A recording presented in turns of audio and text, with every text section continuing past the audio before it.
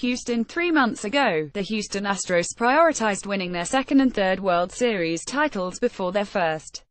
The club was in first place at the trade deadline, as they had been all year, yet their only move was to add veteran reliever Francisco Liriano.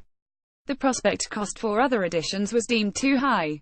The disappointment that the Astros did nothing beyond add Liriano at the trade deadline ran so deep that Dallas Keuchel, the star face and one of the faces of the franchise, went on the record to say he wasn't happy. "I feel like a bunch of teams really bolstered their rosters for the long haul and for a huge playoff push, and us just kind of staying pat was really disappointing to myself," he said. 1 month later, the front office and the players got on the same page.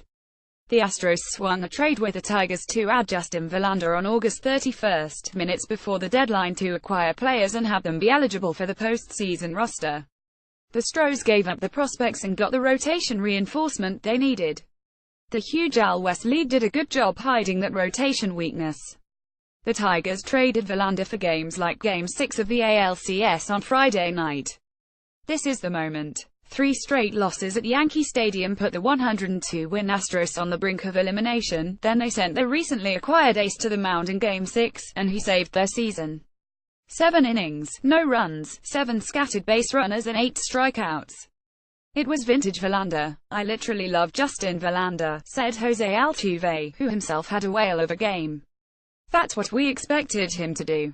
That's what he expects of himself," added Alex Bregman. "It's special every time he takes the mound. It's fun to watch him compete. He's a once-in-a-lifetime kind of teammate." Verlander had some help during his 7 shutout innings, of course.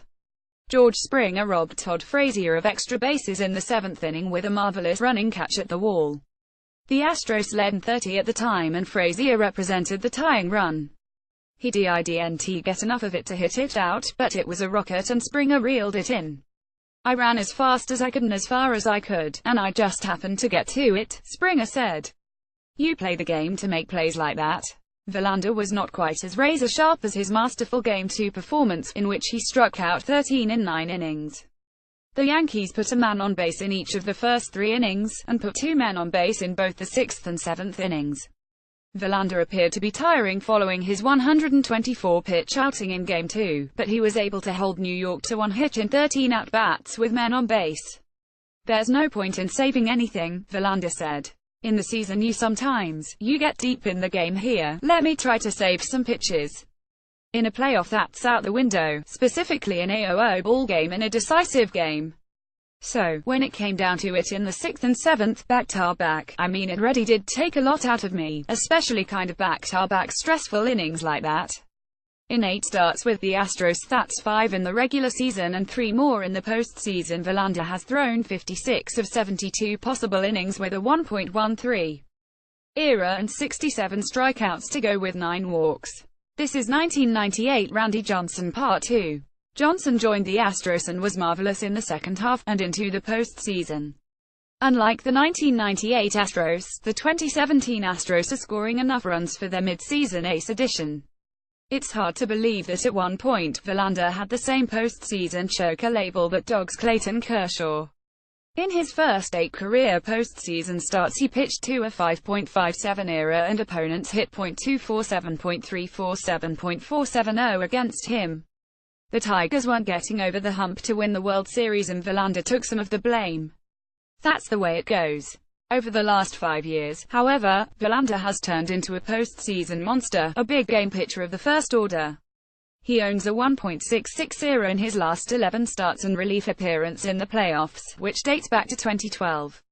Game 6 was Houston's 10th game of the postseason and already Verlander's 4th appearance, yet he showed no fatigue, overwhelmed a Yankees offense that looked pretty dangerous after he exited the game, and pitched his team to a Game 7 on Saturday.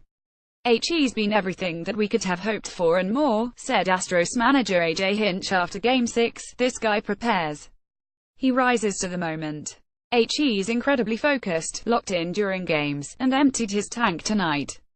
And I'm so proud of him because I know how much it means to him. I know how much he puts into these outings.